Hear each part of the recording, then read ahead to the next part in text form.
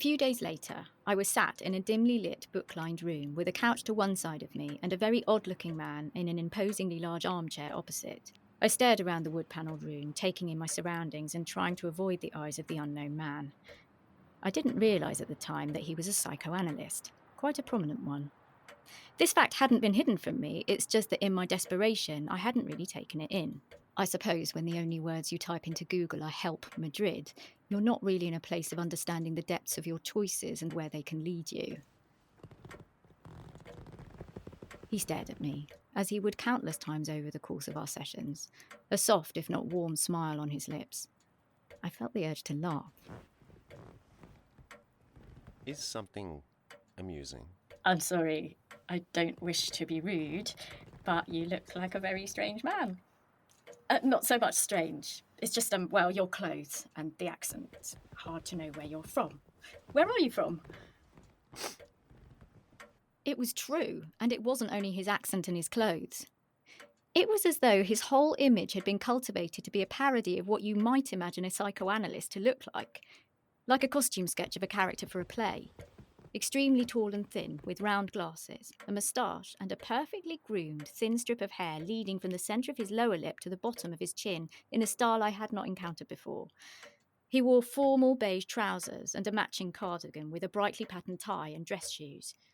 He resembled a sort of upper-class Victorian grandfather. He spoke almost imperceptibly quietly with perfect English, but he wasn't English, or Spanish or French, although his website told me he offered treatment in all three.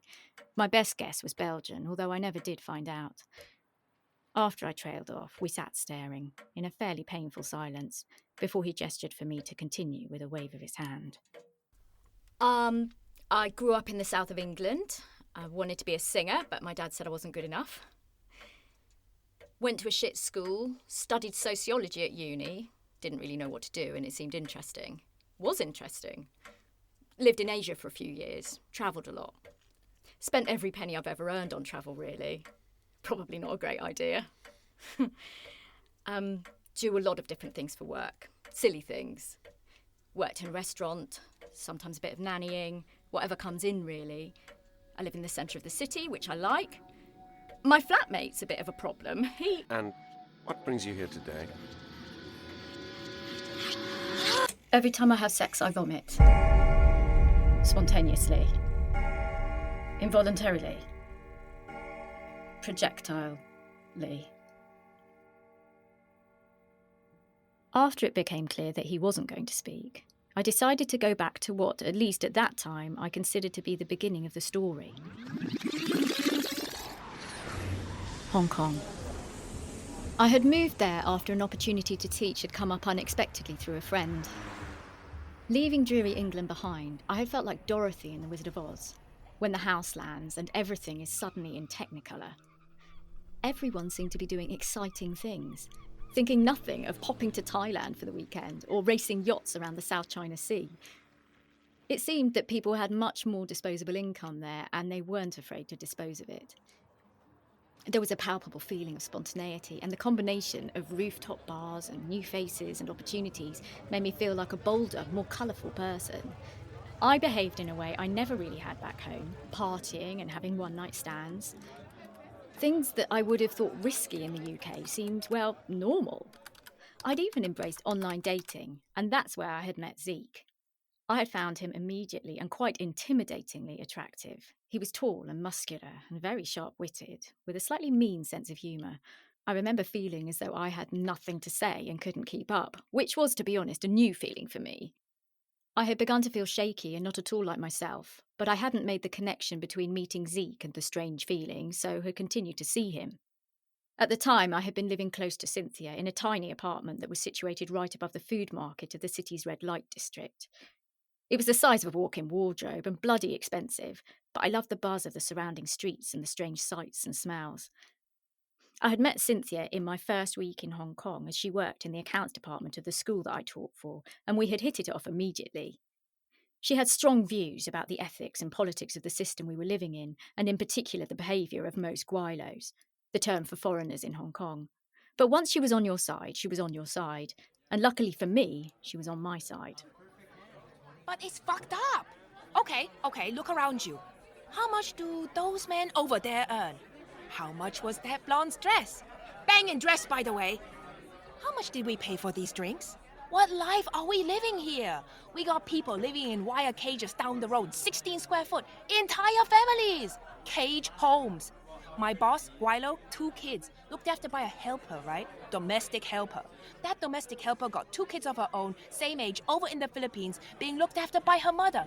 And she had to pay a scam fucking agency to come here and work just to look after someone else's kids when she got her own. It's fucked up.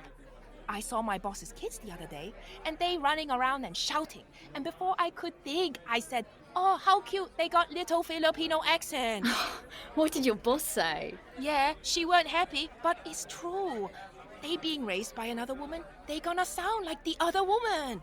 Well, your boss, she needs to work, right? And her helper needs to make money. She needs to work to pay the 6% tax you foreigners pay, and please, she spends more money on cheese in a month than she pays that helper. Cheese is expensive here. It's all right for you. You Guilos, you won't be here forever. You treat this place like it's a fantasy, like it's not real life, like you on holiday, all fucking together and drinking and partying. But this is my country, this is my home, and it's real. Anyway, what's up with you? I don't feel well. You don't look well. Take this bloody scarf off. I thought you were going to meet someone. I am. I'm just feeling a bit queasy. Oh, you love sis. Shut up! How long you been feeling like that? Few weeks? Uh-huh. And when you start dating? A few weeks ago. Yep. You already fucked him? Yeah, And? it was intense. Intense. I came 9 times and had to stop in case the universe fell out of my vagina. 9 times. Could have been 10. You not lovesick, you fucksick. That's not a thing. It's a thing. You meet someone, you fuck him. It's good. It's really good. Your body starts pumping out all these good vibe hormones. Yeah, but I read a book about it. You don't know where you stand. You wanna have the talk. it's too early for the talk. I know. I said you want to have the talk, but you think it's too early for the talk. You seeing other people? Mm-mm. You got to keep seeing other people. Talking to them at least. Let me see him. Come on. Oh no. I don't like him. He's too hot. And he's got 3,000 friends. That's too many. It's suspicious. He was head of some Yale society, so... Oh, Yale. So he's smart? Super hot and smart. No. This is your body telling you danger. This is your body telling you no. He's bad for you. I'm telling you, I read a book. All these strange little parts of your body developed to keep our ancestors safe. From what? I don't know, saber-tooths or mammoths or something? I'm telling you, your body is in hyper-arousal, fight or flight mode. It thinks you're at war. Yeah, but it's lust, not the fucking Taliban. Why am I so scared? Maybe your little white caveman brain got confused. But I'm telling you, it's a primal response. The gut knows. Don't ignore it, because the fantasy will catch you and fuck you up. I've got to go. Okay, baby, good luck. But remember, this is a real place, Izzy. And you're a real person. Don't let the fantasy swallow you up. It will catch you in the end. I left the bar and leant against the wall, feeling flushed. My phone beeped and Zeke's name flashed across the screen with a breezy "see you in 5." I turned and hurled directly into as much of a corner as I could find within a half-metre radius. Only just catching my hair, I knelt down, feeling the irritation of people as they moved around me in the busy street. I closed my eyes. I'm not sure how long I had them closed, but when I opened them again, someone had placed a half-drunk bottle of water next to me. I took a sip, feeling better. I stood up a little, looked at my phone with Zeke's message still there on the front screen, and immediately vomited again. I eventually pulled myself together and arrived at the bar to meet him a little flustered, anxious, and feeling quite overwhelmed, tired, and confused. I tried to keep up with the conversation. And then I got a call from my boss. So I had to go all the way back to the office, reload everything to the server. Everyone was still there. So stupid, they work so hard here. I thought you only got 10 days holiday in New York. Oh yeah, we work long hours, but we're not really working.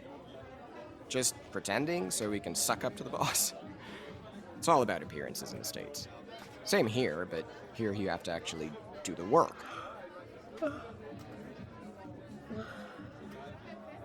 Okay, time for bed. Corporate finance is not super interesting, but I've never put anyone to sleep at a bar before. No, I'm sorry. Long day. Okay, well, let's go. Bed is always more interesting anyway. We made our way to his through the alleyways of Central and up the escalator to the peak of the island and his apartment. I was relieved to find I felt a little bit better now we were together. This apartment has such a great view of the skyline. Just bullshit offices, really. Monkey men wearing monkey suits pretending it means something. Would you like to jack it all in and just travel for the rest of your life? Go be a dive instructor in Thailand or something. I've met that guy. All over Asia. At first he seems so cool, so free. He's your best mate. And you think, yeah, why not? But then you spend a little more time with him and you realize he's actually not happy. Seems a little sad, actually, living like that. Makes sense. Makes sense. British always say that. What makes sense? Not much I see. Love. Loving people makes sense, as we're here for such a short time. Oh, yeah? What about your parents? Do they make sense? Or any of your friends' relationships? Well, Love? Maybe. Relationships? I've got no idea how you make sense of that. Not in the long term. I don't think many of us do. All I know is I'm here for now. I want to have lots of sex with you. And then when I need to, I'll go back to the States. How about that? Does that make sense? He picked me up and dropped me playfully on his bed. I rolled over and seeing a pair of earrings on the windowsill, picked them up. I looked at him. He blinked. My friend who visited. I told you about her. She slept here, I slept there. Hey, look, it's none of my business. We haven't had any talks, so... You want to have talks? No, God no. We're just getting to know each other, so yeah, no talks. Okay. You okay? I pulled him on top of me and we began to kiss before undressing each other. I felt quite strange, but then I had all day. My mind felt like it was detaching from my body and was whirring a little, wondering if I was annoyed or jealous or if I had any right to be. I kept kissing him and we began to have sex and I relaxed a bit. But then a wave of nausea swept over me and I leapt up, only just making it to the bathroom in time. Zeke came up behind me. I was mortified. Bending over a toilet bowl naked and vomiting cannot be a good look on anyone, surely. He rubbed my back gently. Hey, it's okay. Then left me alone. I was thankful. The next day, I wasn't really feeling any better. It was a school day, and I had managed not to vomit until lunch, when I'd legged it immediately to the staff toilets and texted Cynthia to come find me. What's going on? Are you sick? Oh, what do you want me to do? Do you need help? I don't know. Sweetie, do you want me to help you? Yes, please. Cynthia then took me to a doctor who had seemed more nervous than I was. She'd done the talking for me, and he'd given me some pills. I wasn't sure what they were, but they'd made me feel even worse, so I stopped taking them. I remember the intense loneliness and feeling very far away from home. In the psychoanalyst's office in Madrid, I felt the same feeling.